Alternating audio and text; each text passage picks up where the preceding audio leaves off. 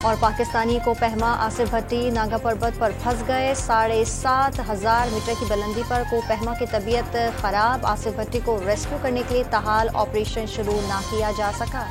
IMF से stand by मुआहदे के तहत 1 अरब 10 करोड़ डॉलर की पहली किस्त रवा माह मिल जाएगी। चीन 5 अरब डॉलर्स के कर्जे रोल ओवर ना करता तो मामला कुछ और होता। सऊदी अरब और UAE के माली यकीन दहानियों पर आर्मी चीफ ने क्लीदी किरदार अदा किया। वज़ीर-ए-आज़म का काबीना से खिताब। पाकिस्तान का स्वीडन की हुकूमत से कुरान पाक की बेहुरमती करने वालों के खिलाफ फौरी कार्रवाई का मुतालबा। सिंध असम्बली में मजम्मती करारदाद जमा।